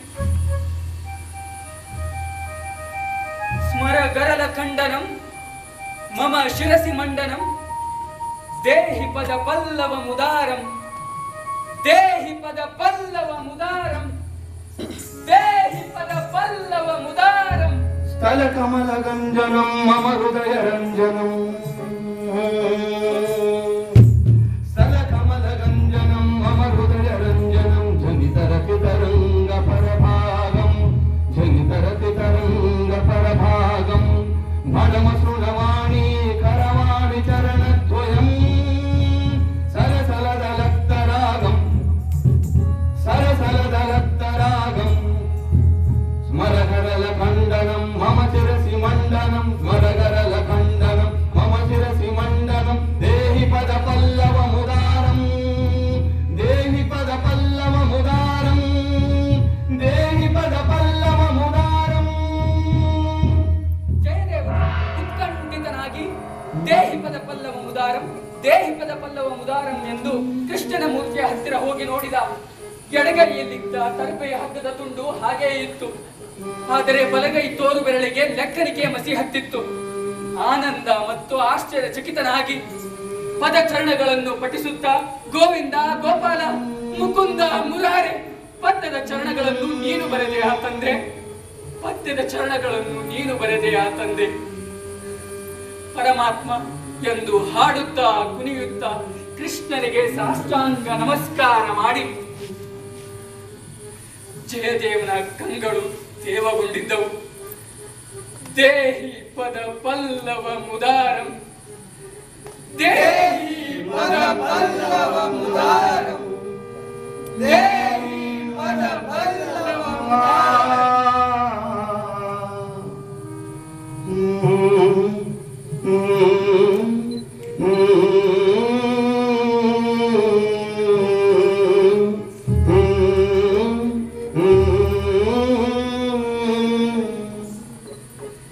ಒಂದು ಕಡೆ ಇಂಗ್ಲೆಂಡ್ ಮತ್ತು ಪಶ್ಚಿಮ ಏಜ್ ಆಫ್ ರೀಸನ್ ಕಾಲ ಪ್ರವೇಶ ಆಗಿ ಹೋಗಿತ್ತು. ಇತ್ತ ಕಡೆ ಪೂರ್ವದಲ್ಲಿ ಕೃಷ್ಣ, ರಾಮ ಮುಂತಾದ ನೂರಾರು ದೇವದೇವಿಯರ ಕಥೆಗಳಲ್ಲದೆ ಇನ್ನೂ ಸಾವಿರಾರು ಕಥಾಸಾಗರದಲ್ಲಿ ಮುಳುಗಿ ತಮ್ಮ ಬದುಕು ಕಟ್ಟಿಕೊಳ್ಳುತ್ತಿದ್ದ ನಮ್ಮ ಭಾರತದ ಜನ. ಪಶ್ಚಿಮದಲ್ಲಿ ಬ್ಯಾಂಕ್, ಶೇರ್ ಬಜಾರ್, ವ್ಯಾಪಾರ ವಾಣಿಜ್ಯ ವಹಿವಾಟ ನಾಗಾಲೋಟದಲ್ಲಿ ಭರದಿಂದ ಸಾಗುತ್ತಿತ್ತು. ಬಂಡವಾಳಶಾಹಿ ವ್ಯವಸ್ಥೆ ಇಡೀ ಜನಜೀವನವನ್ನ ತನ್ನ ಮುಷ್ಟಿಯಲ್ಲಿಟ್ಟುಕೊಳ್ಳಲು ಹಾತೊರೆಯುತ್ತಿತ್ತು. ಪಶ್ಚಿಮದ ದೇಶಗಳು ಸಂಪತ್ತು ನೆಲದ ಕಬಳಿಕೆ ಮಾಡಿ ಪ್ರಗತಿಯತ್ತ ಸಾಗುತ್ತಿದ್ದರೆ ಇತ್ತ ಕಡೆ ನಮ್ಮ ಪುಂತೂರಂತವರು ಶ್ರೀ ಕೃಷ್ಣ ಪರಮಾತ್ಮನಿಂದ ಒಡಮೂಡಿದ ಪಾಂಡುಲಿಪಿಯ ಪದ್ಯಗಳ ಅಕ್ಷರಗಳು ಮತ್ತು ಆತನ ಕೈಲಿಂದ ದರ್ಭೆಯಿಂದ ಮಾಡಿದ ಹಗ್ಗ ಸಾಕ್ಷಾತ್ ಇದ್ದದನ್ನು ನಂಬಿಕೆ ಇಟ್ಟಿದ್ದರು. ನಂಬಿಕೆಯ ಪ್ರಶ್ನೆ ಬಹಳ ಸಂಕೀರ್ಣವಾದದ್ದು. ಏಕೆಂದರೆ ಜಯದೇವ್ ಕವಿಯ ಒಂದು ದಂತಕತೆ ಭೌತಿಕ ಪ್ರಮಾಣವಾಗುತ್ತಿತ್ತು. ಪೌರಾತ್ಯರ ಈ ನಂಬಿಕೆ ನಮ್ಮ ಅಂಗ್ರೇಜಿ ಸಾಹೇಬರನ್ನು ವಿಚಲಿತಗೊಳಿಸದೇ ಇರಲಿಲ್ಲ. ಈ ದಂತಕಥೆಯಿಂದ ಉತ್ಸುಕನಾಗಿ ನಮ್ಮ ಹೇಸ್ಟಿಂಗ್ ಸಾಹೇಬರು ಹೇಳ್ತಾನ, ದೇಹಿ ಪದ ಪಲ್ಲವ ಮುದಾರಂ, ದೇಹಿ ಪದ ಪಲ್ಲವ ಮುದಾರಂ. ನಾನು ಕವಿ ಆಗ್ತೇನೆ, ಶೇಕ್ಸ್ಪಿಯರ್, ಫಿಲಿಪ್ ಸಿಡ್ನಿ ಅಂತಹ ಕವಿ ಆಗ್ತೇನೆ. ಇಂಡಿಯಾದ ಕಾಳಿದಾಸ, ಚೈತನ್ಯ, ವಿದ್ಯಾಪತಿ, ಜಯದೇವರಿಂದ ಸ್ಫೂರ್ತಿ ಪಡಿತೇನೆ. ದೇಹಿ ಪದ ಪಲ್ಲವ ಮುದಾರಂ, ದೇಹಿ ಪದ ಪಲ್ಲವ ಮುದಾರಂ.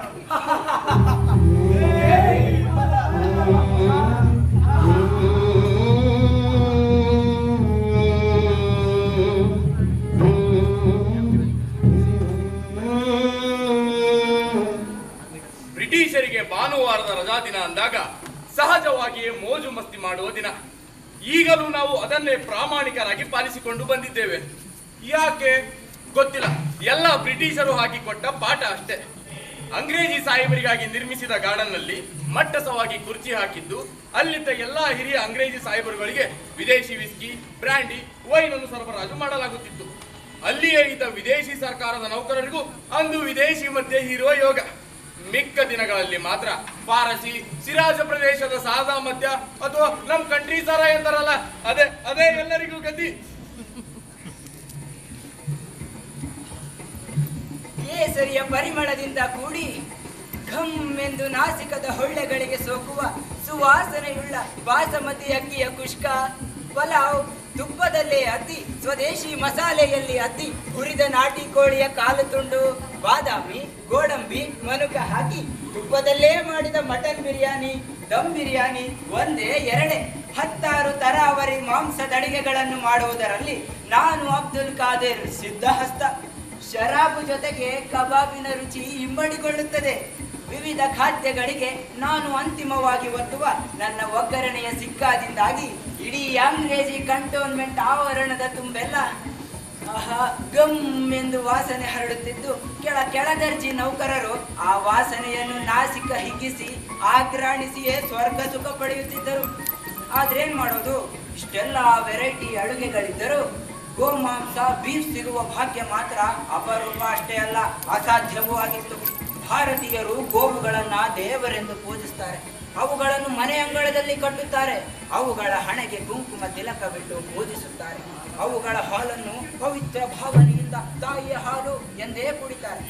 ನಮ್ಮ ಮುಸಲ್ಮಾನ ರಾಜರ ಆಳ್ವಿಕೆ ಇದ್ದಾಗಲೂ ಹಿಂದೂ ಜನತೆಯ ಭಾವನೆಗೆ ಧಕ್ಕೆ ಬಾರದಿರಲೆಂದು ಗೋವಧೆಯನ್ನು ನಿಷೇಧಿಸಲಾಗಿತ್ತು.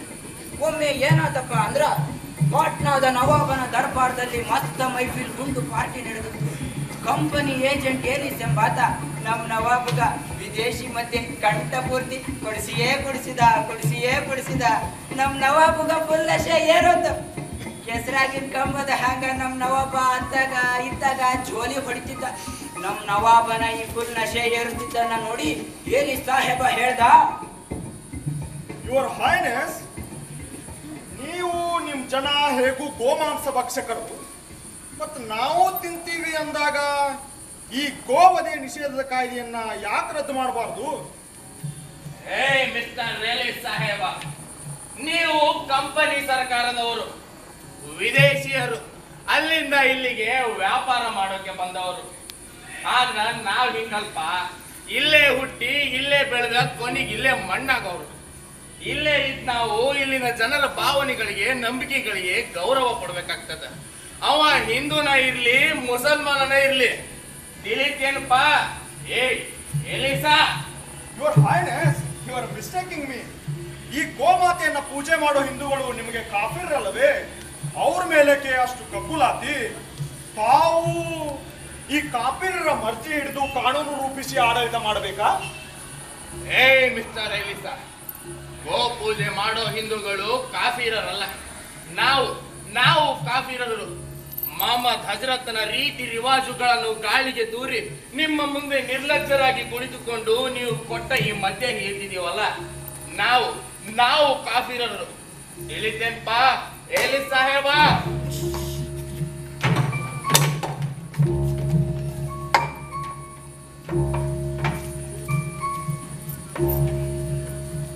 ಪ್ರೇಕ್ಷಕ ಮಹಾಶಯರೇ, ಬ್ರಿಟಿಷರ ಇಂಥ ಹಿಂದೂ ಮುಸ್ಲಿಂ ಅಪೀಸ್ಮೆಂಟ್ ಅಂದರೆ ಒಡೆದು ಆಡುವ ನೀತಿಯನ್ನು ಅರ್ಥ ಮಾಡಿಕೊಳ್ಳುವ ನವಾಬರು, ರಾಜರು ಆಗ ತೀರಾ ಅಪರೂಪವಾಗಿದ್ರು.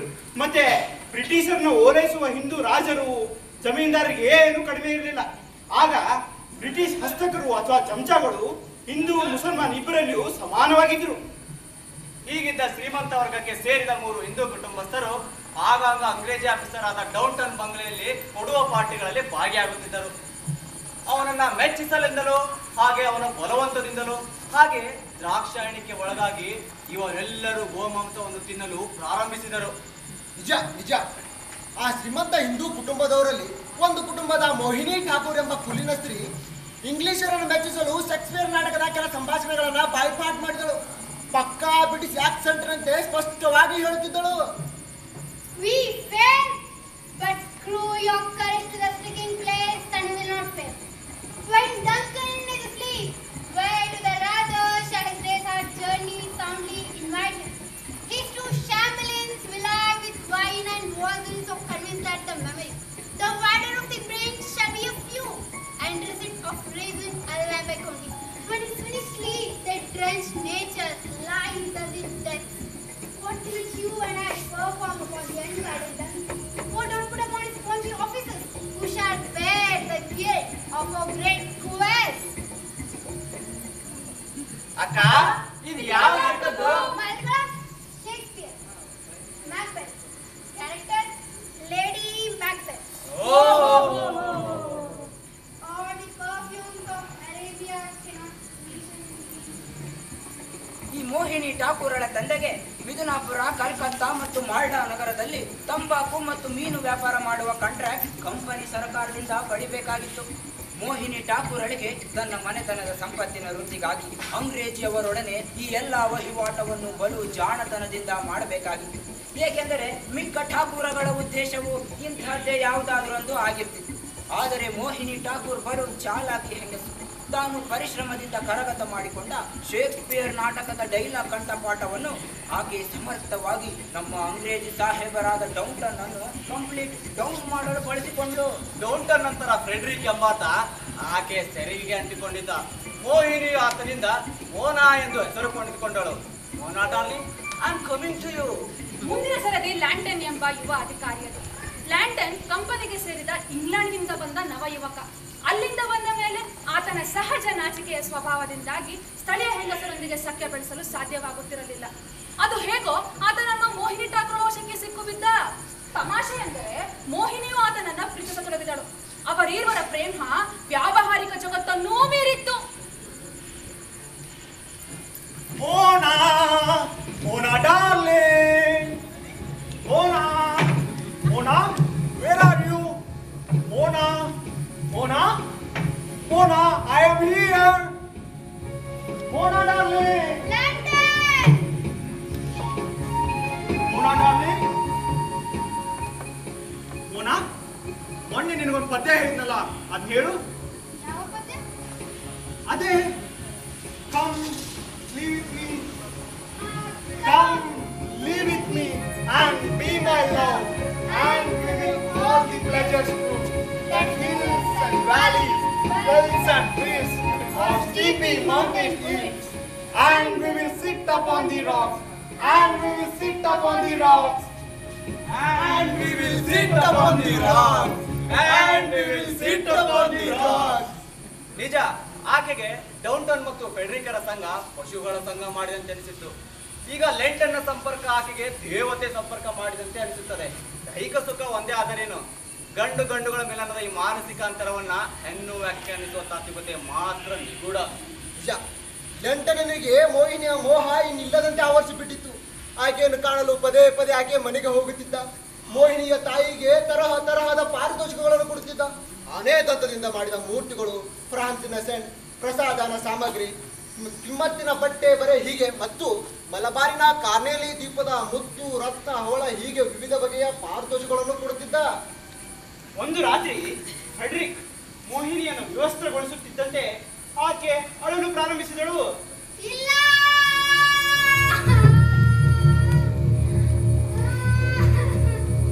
ಆ ಮೊದಲು ಆಕೆ ಗೋಮಾಂಸವನ್ನು ತಿನ್ನುವುದನ್ನು ತಿರಸ್ಕರಿಸಿದ್ದಳು. ಒಂದು ದಿನ ಆಕೆಯ ತಾಯಿ ನಂದಿನಿ ಠಾಕೂರ್ ಆಕೆಗೆ ಸಮಜಾಯಿಸಿ ಹೇಳುತ್ತಾ ಹೀಗೆ ಹೇಳಿದ್ದಳು.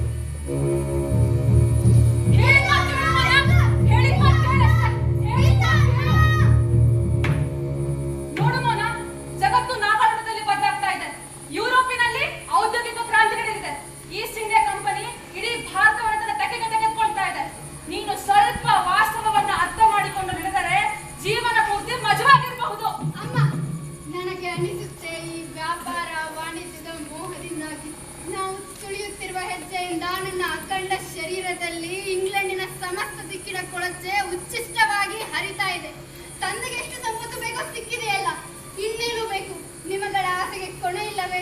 ಇನ್ನೂ ಎಷ್ಟು ದಿನ ಈ ಆಧಾರದ ಕೆಲಸ? ಮುಚ್ಚಬಾಯಿಕತ್ತೆ. ಮ್ಯಾಮ್ ಸರ್, ನಿಮ್ಗೂ ಕಾಣ ಪಕಾಣ ಸಿಕ್ಕಾತಾವ ಅಂದ್ರ ನಿಮಗ ಲಕ್ನವಿ ದಮ್ ಪುಕ್ತ ಶಮಿ ಕಬಾಬ್ ಮಾಡ್ಲಿಕ್ಕೆ ಬರ್ತದೆ. ಸ್ವಾದಿಷ್ಟ ಕಾಣ ಮಾಡೋಕೆ ಬರಲಿಲ್ಲ ಅಂದ್ರ ಮಕ್ಕಳ ಬಾಳು ಬಲಿ ಕೊಟ್ಟು ಇಷ್ಟೆಲ್ಲ ಸಂಪತ್ತು ತಗೊಂಡು ಏನ್ ಸುರ್ಕೋತೀರಿ? ಮುಚ್ಚಬಾಯಿಕತ್ತೆ. ನೀನೊಬ್ಬ ಮಾಮೂಲಿ ಅಡಿಗೆ ಭಟ್ಟ, ಗುಲಾಮ. ನಿನಗೆ ಇಷ್ಟೊಂದು ಸೊಕ್ಕು, ಉದ್ದಟತನ, ಹೊರಡ ಇಲ್ಲಿಂದ. Get out! Gets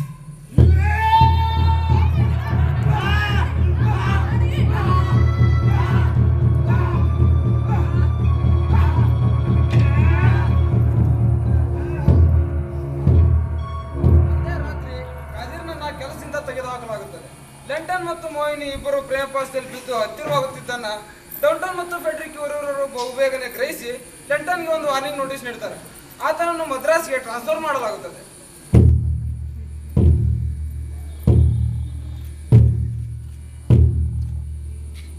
Dear Mr. Lanton, you stand transferred to Madras with immediate effect. You should relinquish your charge Lucknow immediately and break from any kind of poetry.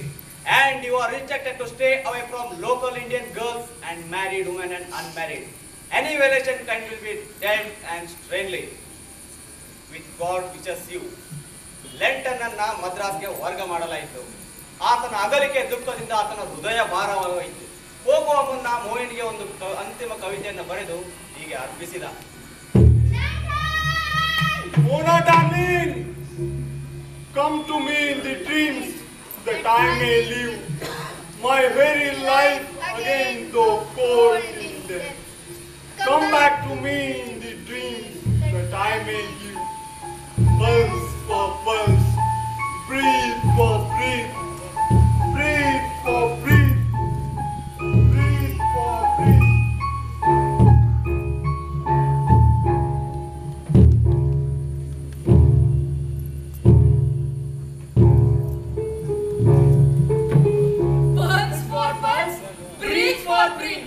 Lantern, Mohini ಮತ್ತು ಕಾದೆ ಈ ಮೂವರ ಕತೆ ಮುಂದೇನಾಯಿತು ಎಂಬುದು ನಮ್ಮ ಕಥೆಯ ವಿಷಯವಲ್ಲ.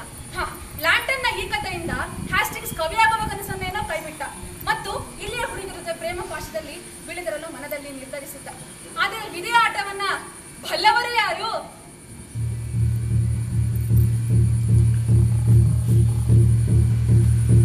ಲೆಂಟನ್ನ ವರ್ಗಾವಣೆ ಮತ್ತು ಆತನ ಪ್ರೇಮ ಪ್ರಕರಣದ ಹಿನ್ನೆಲೆಯಲ್ಲಿ ಹೆಸ್ಟಿಂಗ್ಸ್ ಕವಿಯಾಗುವ ಕನಸನ್ನೇನೋ ಕೈಬಿಟ್ಟ. ಆದರೆ ಗುಂತೂನು ಜೊತೆ ತಿರುಗಾಡುತ್ತಾ ಆತನ ಸಂಘದಿಂದ ಕೃಷ್ಣ ಕಥಾನಕಗಳನ್ನು ಕೇಳುತ್ತಾ ಜಯದೇವನ ಪದ್ಯಗಳನ್ನು ಆಲಿಸುತ್ತಾ ಸ್ವಯಂ ಕೃಷ್ಣಮಯವಾಗುತ್ತಾ ಸಾಗಿದ. ಮಥುರೆ ವೃಂದಾವನಕ್ಕೂ ಹೋಗಿ ಬಂದ.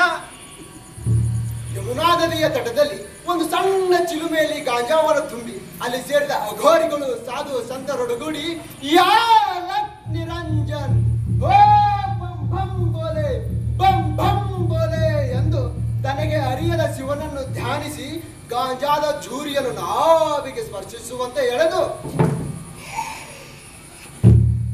ಬ್ರಹ್ಮಾನಂದವನ್ನು ಅನುಭವಿಸಿದ.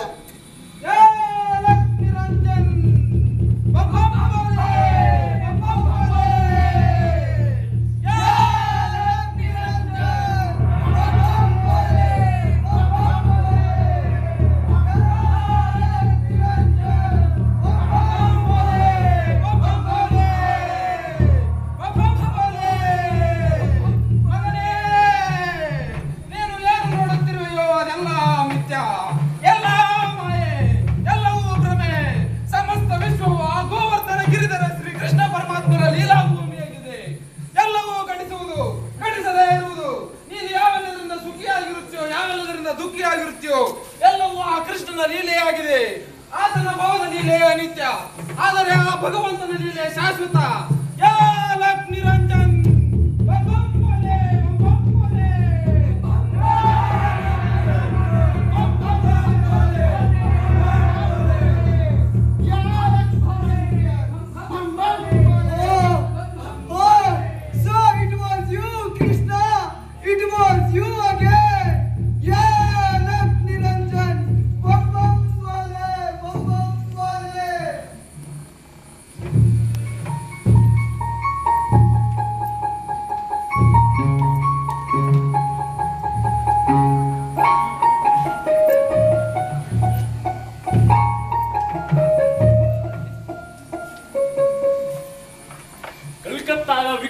ಮ್ಯೂಸಿಯಂನಲ್ಲಿ 17ನೇ ಶತಮಾನದ ಹಲವಾರು ಆಕರ್ಷಣೀಯ ಚಿತ್ರಪಟಗಳ ಸಂಗ್ರಹವಿದೆ. ಅದರಲ್ಲಿ ಈ ಚಿತ್ರ ನಿಮ್ಮ ಗಮನ ಸೆಳೆಯದೇ ಇರದು. ಈ ಚಿತ್ರದಲ್ಲಿ ವಾರನ್ ಹೆಸ್ಟಿಂಗ್ಸ್, ಆತನ ಹೆಂಡತಿ ಮತ್ತು ಆತನ ಸೇವಕಿ ನಿಂತಿದ್ದಾರೆ. ಹೆಸ್ಟಿಂಗ್ಸ್ನ ಎಡಗೈಯಲ್ಲಿ ಒಂದು ಬೆತ್ತದ ಉರುಗೋಲು ಇದೆ. ಅದರ ತುದಿಯ ಜೊತೆಗೆ ಆತ ತನ್ನ ಹ್ಯಾಟ್ ಅನ್ನು ಹಿಡಿದಿದ್ದಾನೆ. ಬಲಗೈಯಿಂದ ಆತ ತನ್ನ ಹೆಂಡತಿಯ ಕೈ ಹಿಡಿದಿದ್ದಾನೆ. ಈಗ ನೀವು ಸೂಕ್ಷ್ಮವಾಗಿ ಆಳವಾಗಿ ನೋಡಿದರೆ ವಾರನ್ ಹೆಸ್ಟಿಂಗ್ಸ್ನ ಹೆಂಡತಿಯ ಹಿಂದೆ ನಿಂತ ಆತನ ಸೇವಕಿ ಮತ್ತು ವಾರನ್ ಹೆಸ್ಟಿಂಗ್ಸ್ನ ನಡುವೆ ಏನು ಆಳವಾದ ಅಗೋಚರವಾದ ಸಂಬಂಧ ಇದೆ ಎಂದು ನಿಮಗೆ ಅನಿಸದೇ ಇರದು. ಈ ಚಿತ್ರ ಬಚ್ಚಿಟ್ಟುಕೊಂಡಷ್ಟು ಅನೇಕ ರಹಸ್ಯಗಳನ್ನು ನಮ್ಮ ಕತೆ ಬಿಚ್ಚಿಕೊಡುತ್ತದೆ. ಅಲ್ಲಿ ನಿಂತಾಳಲ್ಲ ಆ ಬಂಗಾಳದ ನವತರುಣಿ, ಈಕೆ ಹೆಸರು ಚೋಕೆ. ಇವಳ ಭೇಟಿ ಹೆಸ್ಟಿಂಗ್ಸ್ಗೆ ಹೇಗೆ ಮತ್ತು ಎಲ್ಲಿ ಆಯಿತು, ಇದು ಒಂದು ರೋಚಕವಾದ ಕತೆ. ಬನ್ನಿ ಈ ಕಥೆಯನ್ನ ನಮ್ಮ ಗವರ್ನರ್ ಜನರಲ್ ಆದ ವಾರನ್ ಹೆಸ್ಟಿಂಗ್ಸ್ ಸಾಹೇಬನಿಂದಲೇ ಕೇಳೋಣ. ಬನ್ನಿ.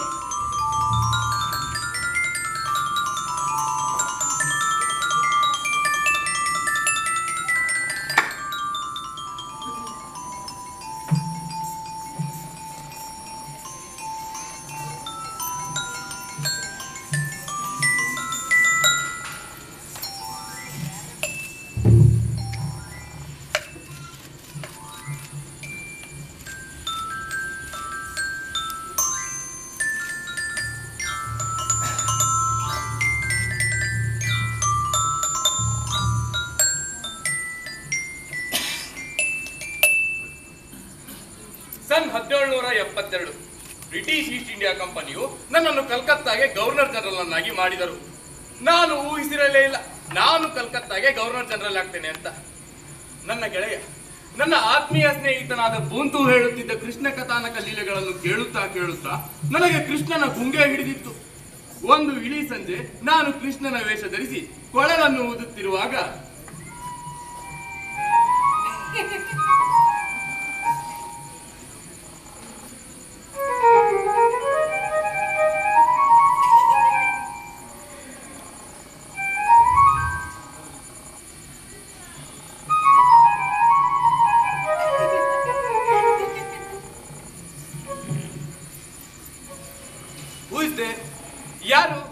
ಯಾರಲ್ಲಿ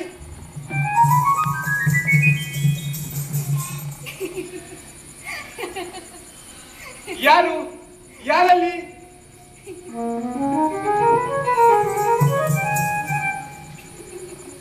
ಊಹಿದ್ದೆ ಯಾರು ಅಂತ ಹೇಳಿ.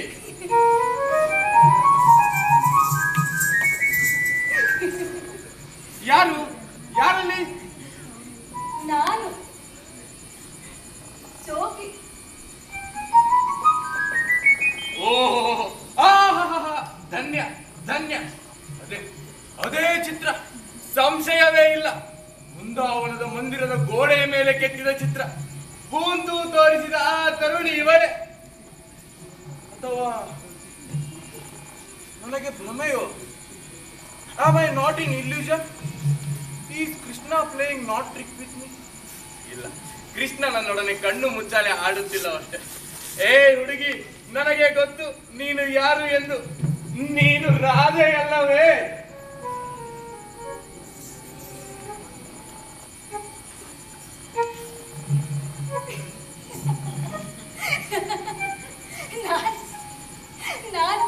ನಾನು ರಾಧೆ. ಯಜಮಾನ್ರೆ, ನಾನು ಯಾವ ರಾಧೆನೂ ಅಲ್ಲ. ನಾನು ನಿಮ್ಮ ಮನೆ ಕೆಲಸ ಮಾಡೋ ಹುಡುಗಿ ಚೋಕಿ. ಇಲ್ಲ, ನೀನು ರಾಧೆ. ನಾನು ನಿನ್ನನ್ನು ಹಿಡಿಯಲು ಅಡಿ ಮುಂದೆ ಇಡಲು ನನ್ನ ಕೈಗೆ ಬರೀ ಉಸಿಗೆ ಸಿಗುತ್ತದೆ ಅಲ್ಲವೇ? ತಾವು ಇಷ್ಟೊಂದು ಕುತೂಹಲದ ವ್ಯಕ್ತಿ ಎಂಬುದು ನಮಗೆ ತಿಳಿದಿರಲಿಲ್ಲ. ಅದಿರಲಿ, ನಾನು ನಿನ್ನನ್ನು ಸ್ಪರ್ಶ ಮಾಡಲು ಅಡಿ ಮುಂದೆ ಇಡಲು ನೀನು ಓಡಿ ಹೋಗಬೇಡ. ನಾನೇ ನಿನ್ನನ್ನು ಆಲಂಗಿಸಿ ತಿಂದು ಬಿಡೋದಿಲ್ಲ. ಆದರೆ ನನಗೆ ಈ ಮಾತು ಕೊಡು, ನೀನು ಪ್ರತಿನಿತ್ಯ ಈ ನನ್ನ ಹೂದೋಟಕ್ಕೆ ಬರಬೇಕು ಮತ್ತು ನನ್ನೊಡನೆ ಕೆಲವು ಮಾತುಗಳನ್ನು ಮಾತನಾಡಬೇಕು.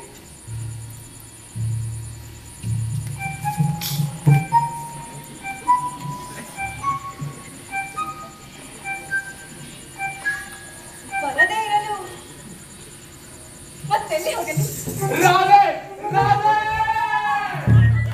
Love at first sight. ತನ್ನ ಈ ಲವ್ ಅಟ್ ಫಸ್ಟ್ ಸೈಟ್ ಘಟನೆಯನ್ನ ಮುಂತುಗೆ ಹೇಳಿದ.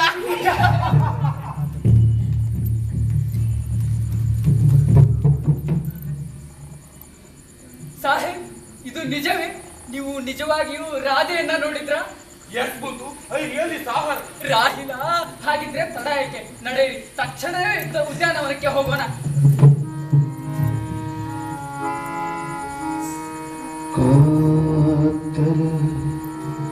ನಯನ